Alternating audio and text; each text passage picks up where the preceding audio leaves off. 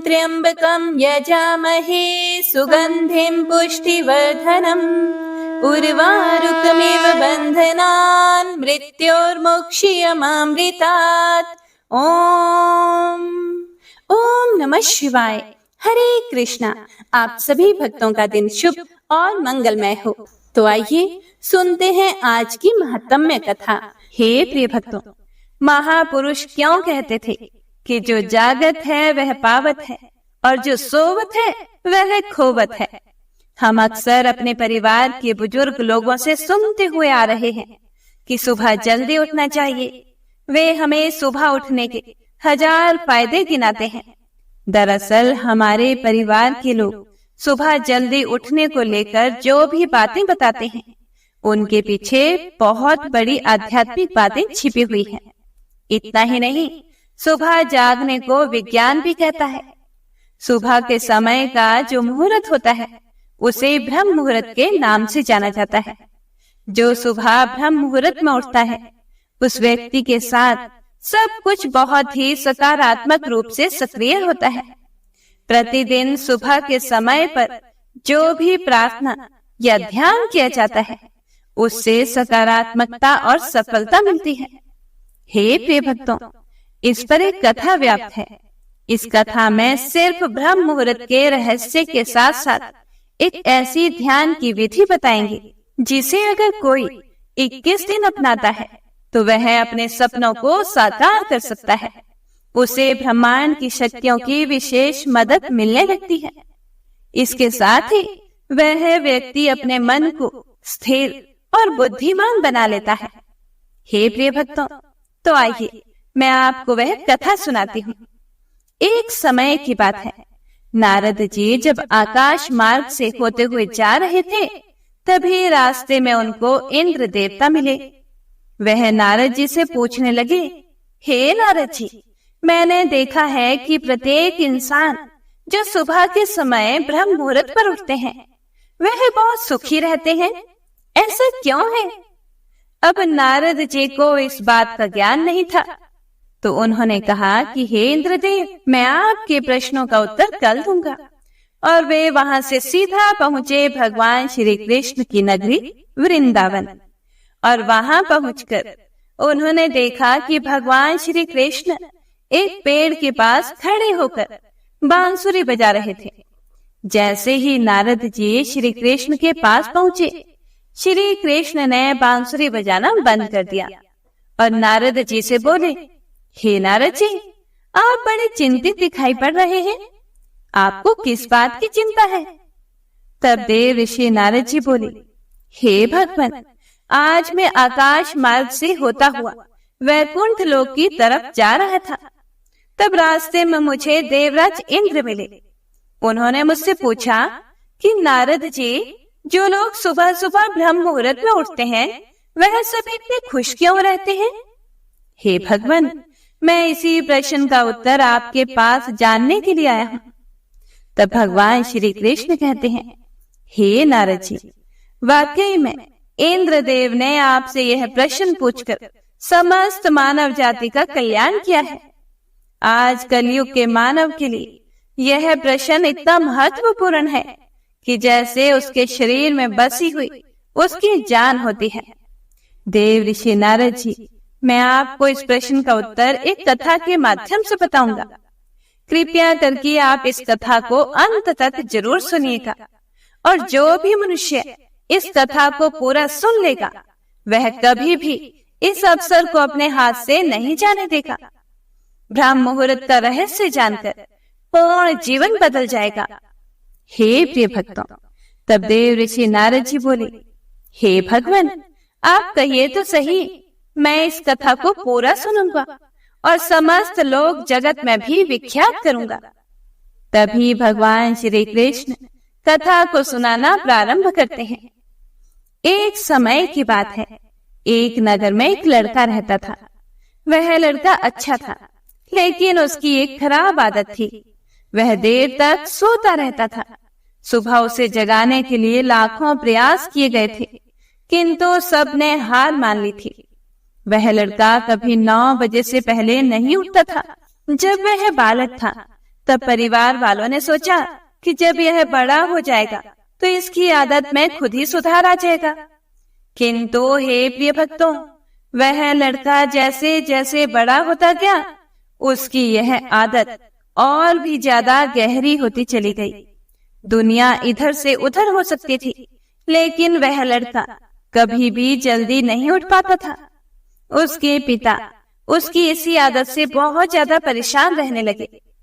उस लड़की को ढेरों नकारात्मक शक्तियों ने घेर लिया था। वह सभी को पलटकर जवाब दे देता था, दिन भर उदास रहता था। इसका असर उसके स्वास्थ्य पर भी पड़ रहा था। जब उस लड़के को यह पता लगा कि उसके सारे मित्र सफलता को प्राप्त कर चुके हैं, तो वह और भी ज्यादा दुखी हो गया और ईश्वर को कोसने लगा। वह बार बार कहता था कि मेरी तो किस्मत ही खराब है। किंतु उसके पिता अच्छी तरह से जानते थे कि उस लड़के के असफल होने के पीछे क्या कारण है। हे प्रिय भक्तों, आगे श्री भगवान श्री कृष्ण कहते हैं कि हे नारद जी, एक दिन की बात है, उसके पिता को किसी सन्यासी के बारे में पता चला, तो वे तुरंत ही अपने बेटे की समस्या को लेकर उन सन्यासी के पास जा पहुंचे। पिता ने उस सन्यासी को बड़े ही विस्तार से अपने बेटे की सभी आदतों के बारे में बता दिया। भगवान श्री कृष्ण कहते हैं कि हे नारद जी, सन्यासी ने कहा कि कल आप अपने बेटे को इस आश्रम में आने को कहिए। पिता घर की ओर चले गए। उन्हें पता था कि अगर वह सीधे तरीके से बेटे से सन्यासी को मिलने के लिए कहेंगे तो वह तो कभी भी तैयार नहीं होगा। उन्होंने बेटे को अपने पास बुलाया और कहा, तुम्हारे सारे मित्र जीवन में सफलता प्राप्त कर चुके हैं, क्या तुम सफल नहीं होना चाहते हो? अपने पिता की बातों को सुनकर लड़के ने उत्तर दिया कि जरूर पिताजी, किंतु जब भी मैं अपने मित्रों से उनकी सफलता का रहस्य पूछता हूँ तब वे मुझे कुछ भी नहीं बताते। तब उसके पिता ने अपने बेटे से कहा कि मुझे इसका रहस्य पता चल गया है कि वह सभी क्यों सफल होते जा रहे हैं। लड़के ने बड़ी ही उत्सुकता से पूछा, क्या पता चला है? पिताजी, कृपया करके आप मुझे बताइए। फिर पिताजी ने कहा कि कल सुबह तुम्हें एक सन्यासी के आश्रम में जाकर उनसे मिलना है। यदि तुम वहां पर समय से पहुंच गए तो वह सन्यासी तुम्हें ऐसा मंत्र बताएंगे जिससे तुम सफल हो जाओगे। किंतु समस्या एक ही है। लड़के ने पूछा, क्या समस्या है पिताजी? फिर पिता ने कहा कि जब तक तुम सोकर उठोगे तब तक तो सन्यासी से मिलने का समय समाप्त हो जाएगा। हे प्रिय भक्तों, भगवान श्री कृष्ण कहते हैं कि हे नारद, लड़के ने कहा कि पिताजी, मैं कल पूरी रात जागता रहूंगा और सुबह सन्यासी से मिलकर आऊंगा। फिर उसके पिता ने कहा कि ठीक है पुत्र, सदैव उन सन्यासी की आज्ञा को मानना।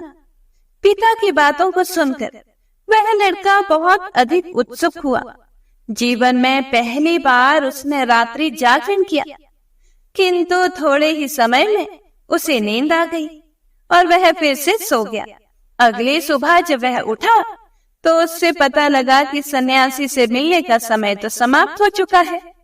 उसके पिता ने लड़के की ओर देखा और कहा कि तुम जीवन में कभी भी सफल नहीं हो पाओगे, जाओ जाकर सो जाओ। पिता की यह बात सुनकर लड़के को बहुत दुख हुआ।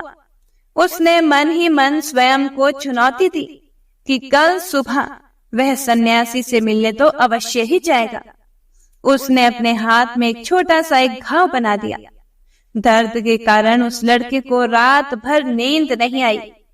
भगवान श्री कृष्ण कहते हैं कि हे नारद जी, यह ऐसा पहला अवसर था जब उसने अपने जीवन में पहली बार सूर्य उदय देखा था। वह तुरंत ही तैयार होकर सन्यासी से मिलने के लिए चला गया। आज उसका अनुभव कुछ अलग था। वह बेहद शांत महसूस कर रहा था और चलते चलते वह लड़का जैसे ही सन्यासी के आश्रम में पहुंचा, वहां पर उसने देखा कि सन्यासी और उनके सभी शिष्य ध्यान लगाकर बैठे हुए हैं। जब ध्यान का समय समाप्त हुआ तब लड़का उन सन्यासी के पास पहुंचा और उन्हें प्रणाम करते हुए बोला कि आपके पास कोई ऐसा मंत्र है जिससे मैं सफल हो सकता हूँ? कृपया करके मुझे वह मंत्र बताइए। मैं भी अपने मित्रों के समान सफल होना चाहता हूँ और अच्छा जीवन जीना चाहता हूँ। फिर भगवान श्री कृष्ण कहते हैं कि हे नारद जी, सन्यासी महाराज उसकी बातों को सुनकर मुस्कुराए और बोले कि अच्छा, तो तुम वही बालक हो। तुम्हारे पिता मुझसे मिलने आए थे और उन्होंने तुम्हारे विषय में मुझे सब कुछ बताया। मैं तुम्हें वह मंत्र अवश्य बता देता, किंतु। अब लड़के ने जैसे ही किंतु शब्द सुना, लड़का घबरा गया। उसने पूछा, किंतु क्या गुरुदेव? तब सन्यासी बोले, मैं तुम्हें वह मंत्र अवश्य बताऊंगा, किंतु अगले 21 दिनों तक तुम्हें मेरी आज्ञा माननी होगी। मैं तुम्हें वह मंत्र 21 दिनों के बाद बताऊंगा। तब तक मैं तुमसे जो भी कार्य कहूंगा तुम्हें वह करना ही होगा। यदि तुम असफल हुए या कार्य के बीच से तुम्हारा संकल्प टूट गया, तब उस मंत्र का असर नहीं होगा। दृढ़ निश्चय के साथ उस लड़के ने कहा कि मुझे आपकी सारी आज्ञा स्वीकार है। मैं अगले 21 दिनों के लिए आपका दास हूँ। आप जो भी कहेंगे मैं वही करूंगा। मुझे केवल और केवल उस मंत्र के बारे में जानना है। फिर सन्यासी ने कहा कि ठीक है, कल से तुम्हारा कार्य शुरू होगा। तुम इसी आश्रम में निवास करोगे। फिर वह लड़का आश्रम में निवास करने के लिए तैयार हो गया। सन्यासी ने कहा कि यहाँ रहते हुए तुम्हें ब्रह्म मुहूर्त में उठना होगा और दूसरे शिष्यों की तरह ध्यान और तप करना होगा।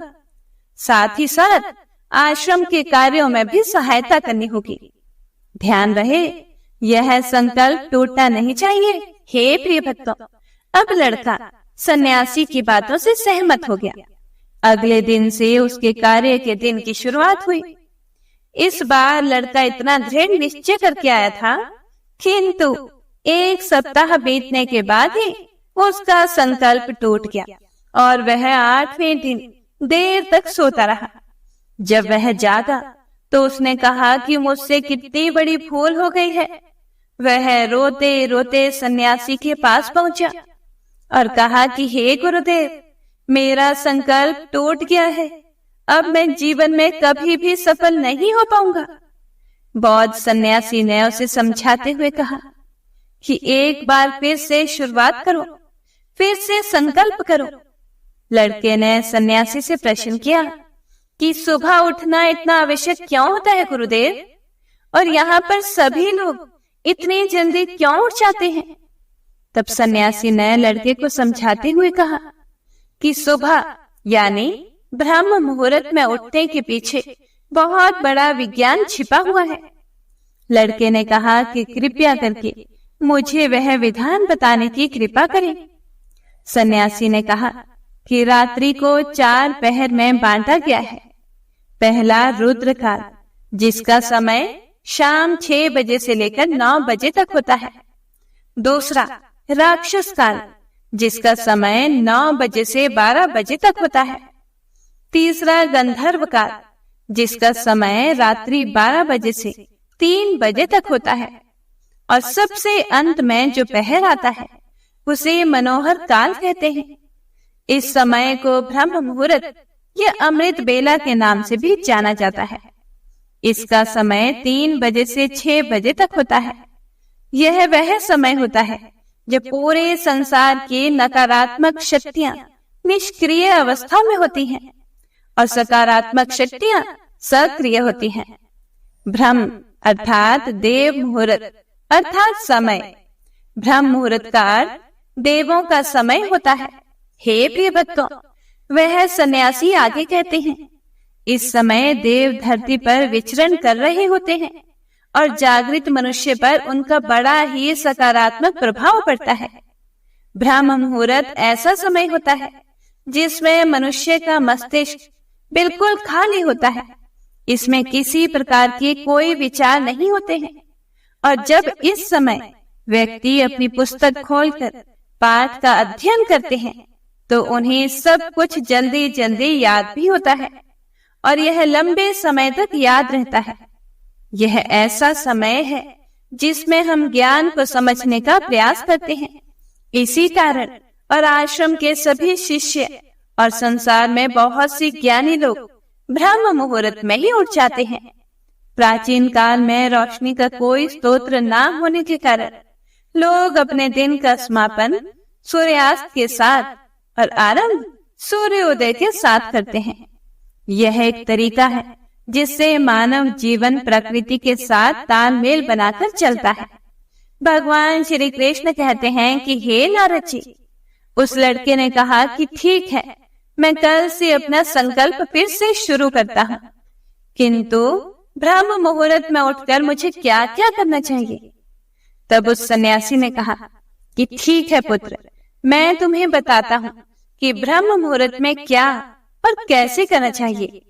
सबसे पहले उठकर धरती पर पांव रखने से पहले धरती माता को प्रणाम कर लेना चाहिए।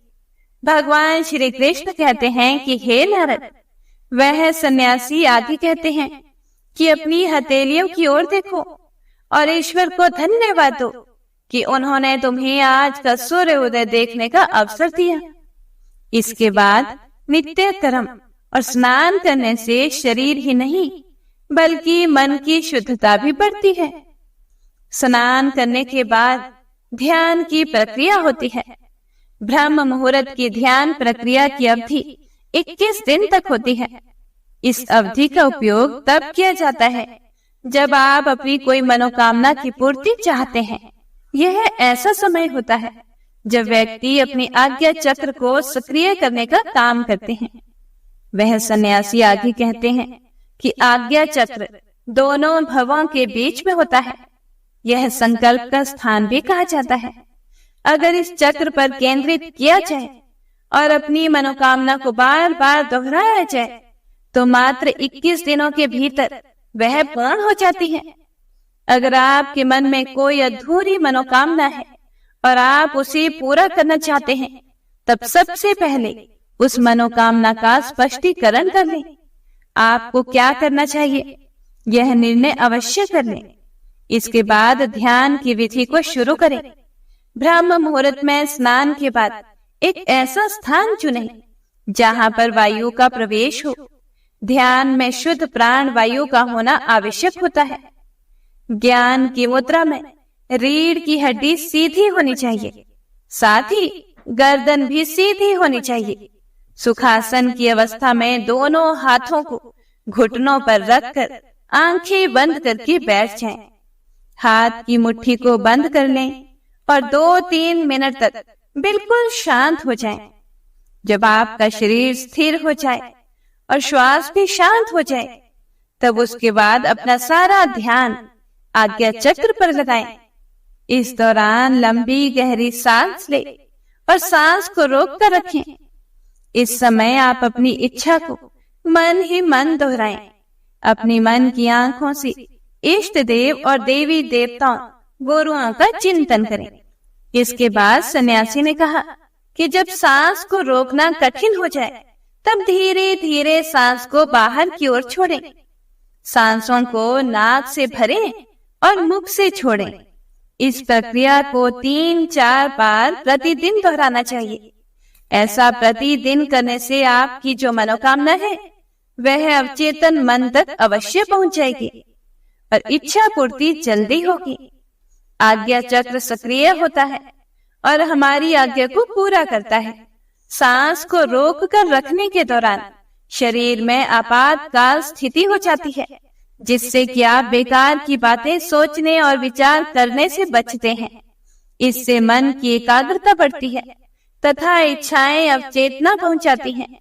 ब्रह्म मुहूर्त के समय पर ईश्वर की विशेष कृपा होती है और कोई भी व्यक्ति जब अपनी मनोकामना को इस समय दोहराता है तो उसकी इच्छा जल्द से जल्द पूरी होती है। इस प्रकार सन्यासी ने उस लड़के को ब्रह्म मुहूर्त का महत्व बताया।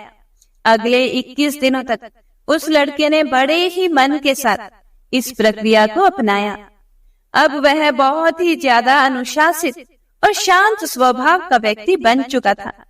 उस लड़के ने जैसे ही अपना संकल्प पूरा कर लिया, उसके पश्चात वह व्यक्ति बड़े ही प्रसन्न भाव से सन्यासी के पास पहुंचा और कहा कि हे गुरुदेव, मैंने 21 दिनों का संकल्प पूरा कर लिया है। अब कृपया करके मुझे सफल होने का मंत्र बताइए। तब उस सन्यासी ने मुस्कुराते हुए कहा कि पिछले 21 दिनों से जो अभ्यास तुम प्रतिदिन करते हुए आ रहे हो, वही तुम्हारी सफलता का मंत्र है। जो व्यक्ति ब्रह्म मुहूर्त में उठकर ध्यान प्रक्रिया को सही से करते हैं, वह जीवन में कभी भी असफल नहीं हो सकते। तुम्हें ब्रह्म मुहूर्त का रहस्य पता चल चुका है, अब इसे जीवन पर्यंत करो। तुम्हें जीवन के लक्ष्य और सफलता दोनों प्राप्त होंगे। उस व्यक्ति ने सन्यासी को धन्यवाद दिया और ब्रह्म मुहूर्त के नियमों का पालन जीवन पर्यंत तक करने का वादा भी किया है। हे प्रिय भक्तों, अब भगवान श्री कृष्ण कहते हैं, हे नारद जी, अब तो आपको पता चल गया होगा कि ब्रह्म मुहूर्त क्या होता है। तब नारद जी बोले कि हे प्रभु, अब मुझे ब्रह्म मुहूर्त का संपूर्ण ज्ञान हो गया है। इतना कहकर नारद जी ने भगवान श्री कृष्ण को धन्यवाद दिया और इंद्रदेव के पास जाकर उन्हें ब्रह्म ज्ञान का संपूर्ण ज्ञान दिया। हे प्रिय भक्तों, आप सभी भी अगर अपने जीवन में हमारी प्राचीन परंपरा को अपनाओगे तो निश्चय ही आपके जीवन में बहुत ही जल्द सब कुछ बदल जाएगा। ओम नमः शिवाय। तो आइए मन में गौरी पुत्र गणेश, माता पार्वती, भगवान भोलेनाथ और अपने कुलेष्ट देवी देवताओं का ध्यान करते हुए श्रावण मास महात्म्य की कथा का रसपान करते हैं। ओम नमः शिवाय।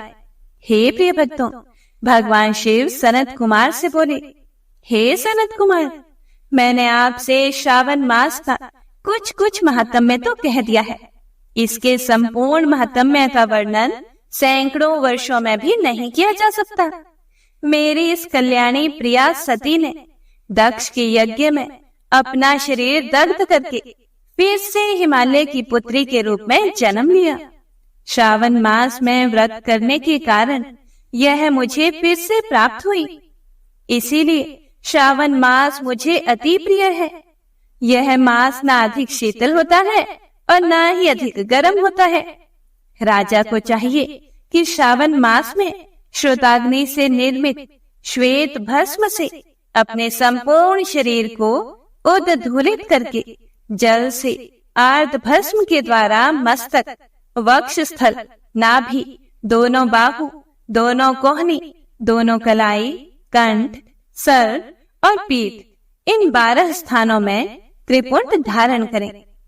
मांस तोके मंत्र से अथवा सत्योच्चार आदि मंत्र से अथवा षडाक्षर मंत्र ओम नमः शिवाय से भस्म के द्वारा शरीर को सुशोभित करें और शरीर में 108 रुद्राक्ष धारण करें।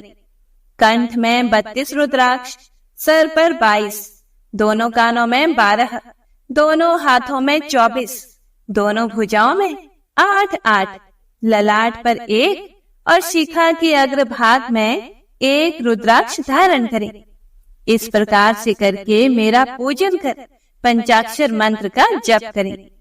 हे विपेंद्र, श्रावण मास में जो ऐसा करता है वह मेरा ही स्वरूप है, इसमें संदेह नहीं है।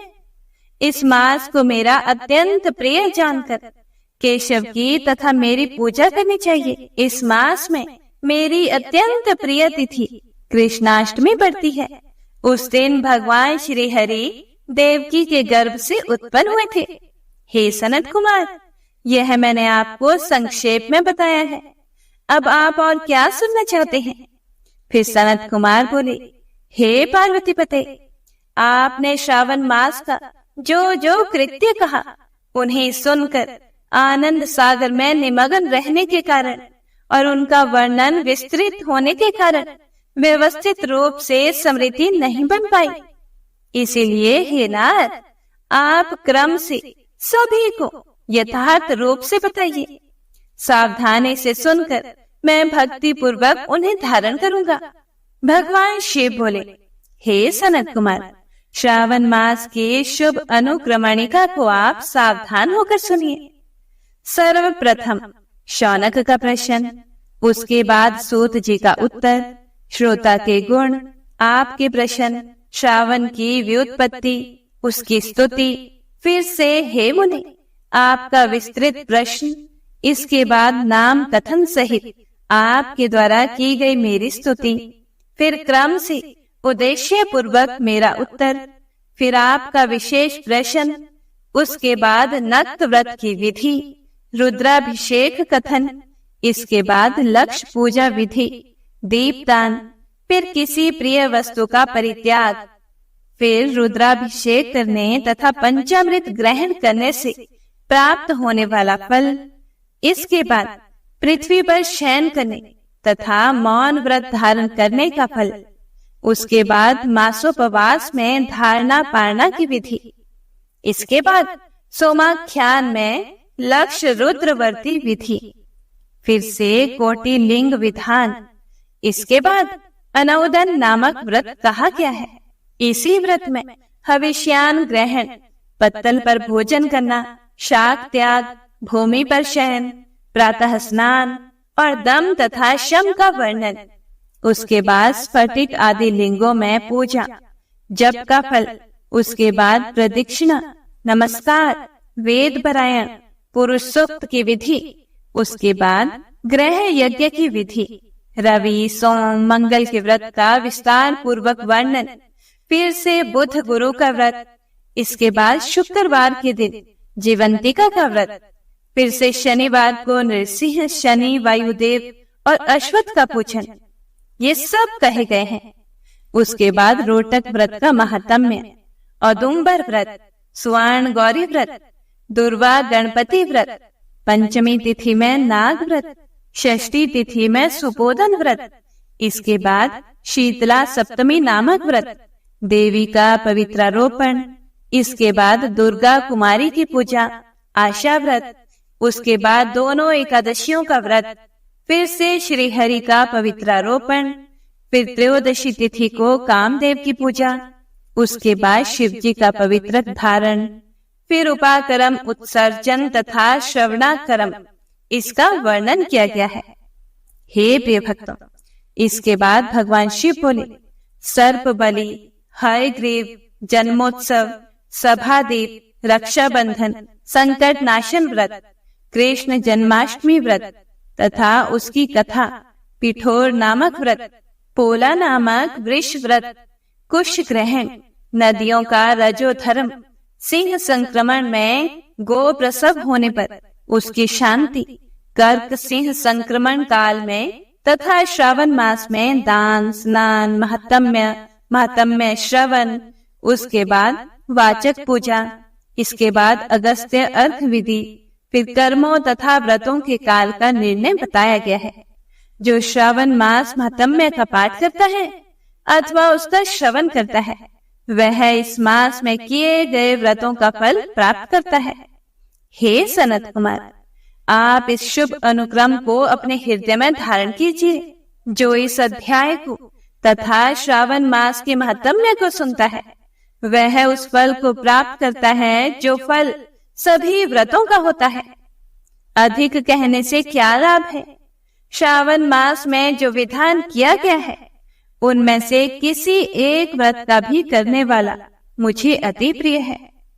फिर सूत जी बोले, हे शौनक, शिव जी के अमृतमय इस उत्तम वचन का अपने कर्णपुट से पान करके सनत कुमार आनंदित हुए और कृतकृत्य हो गए। श्रावण मास की स्तुति करते हुए तथा हृदय में शिव जी का स्मरण करते हुए वे देव ऋषि श्रेष्ठ सनत कुमार शंकर जी से आज्ञा लेकर चले गए। जिस किसी के समक्ष इस अत्यंत श्रेष्ठ रहस्य को प्रकाशित नहीं करना चाहिए। हे प्रभु, आपकी योग्यता देखकर ही मैंने इसे आपसे कहा है। ओम नमः शिवाय।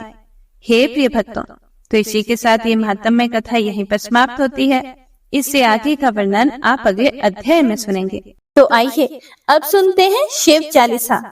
जय गणेश गिरिजा सुवन, मंगल मूल सुजान, कहत अयोध्या दास तुम, देहु अभय वरदान।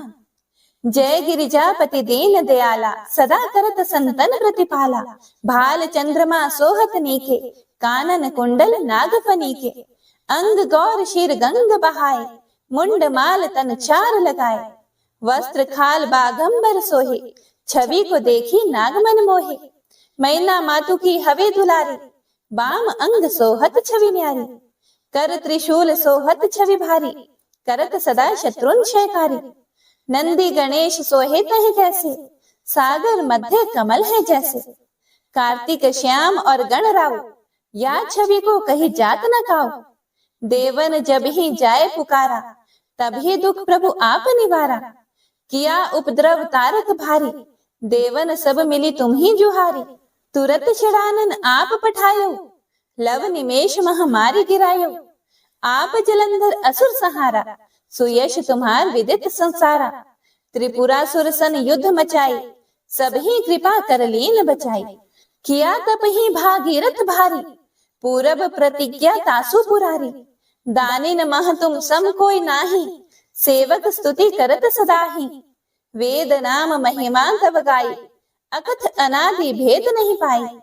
प्रकटी उधती मंथन में ज्वाला, जरत सुरासुर भय विहाला। किन्हीं दया तह करी सहाई, नीलकंठ तब नाम कहाई। पूजन रामचंद्र जब किन्हा, जीत के लंका विभीषण दिन्हा। सहस कमल में हो रहे धारी, किन्ह परीक्षा तभी पुरारी। एक कमल प्रभु राखेउ जोई, कमल नयन पूजन चह सोई। कठिन भक्ति देखी प्रभु शंकर, भय प्रसन्न दिए इच्छित वर। जय जय जय अनंत अविनाशी, करत कृपा सबके घटवासी। दुष्ट सकल नित मोहि सतावे, भ्रमत रहूं मोहि चैन न आवे। त्राहि त्राहि मैं नाथ पुकारो, यही अवसर मोहि आन उबारो। लई त्रिशूल शत्रुन को मारो, संकट से मोहि आन उबारो। मात पिता भ्राता सब होई, संकट में पूछत नहीं कोई। स्वामी एक है आस तुम्हारी, आए हरहु मम संकट भारी। धन निर्धन को देत सदाही, जो कोई जांचे सो फल पाही। स्तुति के ही विधि करें तुम्हारी, क्षमो नाथ अब चूक हमारी। शंकर हो संकट के नाशन, मंगल कारण विघ्न विनाशन। योगी यति मुनि ध्यान लगावे, शारद नारद शीश नवावे। नमो नमो जय नमः शिवाय, सुर ब्रह्मादिक पार न पाए। जो यह पाठ करे मन लाए, तापर होत है शंभु सहाय। ऋणिया जो कोई हो अधिकारी, पाठ करे सो पावन हारी। पुत्रहीन कर इच्छा जोई, निश्चय शिव प्रसाद ते ही होई। पंडित त्रयोदशी को लावे, ध्यान पूर्वक होम करावे। त्रयोदशी व्रत करे हमेशा, ताके तन नहीं रहे कलेशा। धूप दीप नैवेद्य चढ़ावे, शंकर सम्मुख पाठ सुनावे। जन्म जन्म के पाप नसावे, अंत धाम शिवपुर में पावे। कहे अयोध्या दास आस तुम्हारी, जानी सकल दुख हरहु हमारी। नित नेम कर प्रातः ही, पाठ करो चालीसा।